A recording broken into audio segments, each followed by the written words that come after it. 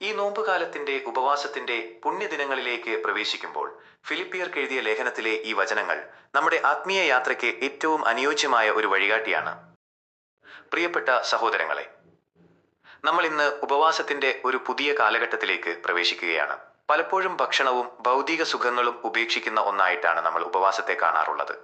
എന്നാൽ വിശുദ്ധ പൗലോസ് അപ്പോസ്തലൻ ഫിലിപ്പിയർക്ക് എഴുതിയ ലേഖനത്തിലൂടെ ഉപവാസത്തിന്റെ യഥാർത്ഥ ആന്തരിക അർത്ഥം നമുക്ക് വെളിപ്പെടുത്തി തരുന്നു. ഈ വചനങ്ങളിൽ നിന്നും 3 പ്രധാന കാര്യങ്ങൾ നമുക്ക് ഈ ഉപവാസകാലത്ത് ധ്യാനിക്കാം. 1. തന്നെ തന്നെ ശൂന്യനാക്കുക, സെൽഫ് എംപ്റ്റിങ്.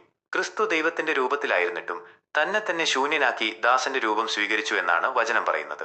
ഉപവാസം എന്നാൽ വയർ ശൂന്യമാക്കുക മാത്രമല്ല, മറിച്ച് നമ്മുടെ ഉള്ളിലെ അഹങ്കാരം, മാത്സര്യം, വ്യർത്ഥാഭിമാനം എന്നിവ ശൂന്യമാക്കി ക്രിസ്തുവിന്റെ വിനയത്തിന് ഇടം നൽകലാണ്.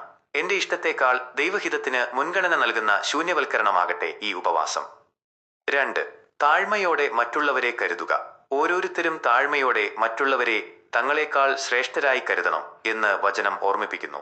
ഉപവാസം നമ്മെ സ്വയം കേന്ദ്രീകൃതരായ വിശുദ്ധന്മാരാക്കാനല്ല, മറിച്ച് സഹോദരങ്ങളിലേക്ക് ഇറങ്ങിച്ചെല്ലാനാണ് സഹായിക്കേണ്ടത്.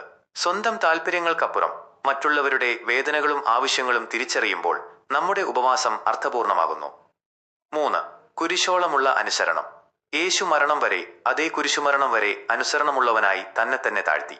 നമ്മുടെ ഉപവാസം ഒരു ചടങ്ങല്ല, മറിച്ച് പിതാവായ ദൈവത്തിന്റെ ഹിതത്തോടുള്ള പരിപൂർണമായ വിധേയത്വമാണ്.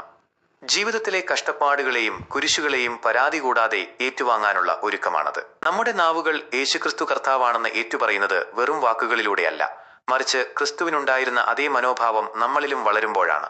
ഈ ഉപവാസകാലം നമ്മെ കൂടുതൽ വിനീതരും സ്നേഹമുള്ളവരും മറ്റുള്ളവർക്കായി സ്വയം ശൂന്യമാക്കുന്നവരും ആക്കി തീർക്കട്ടെ.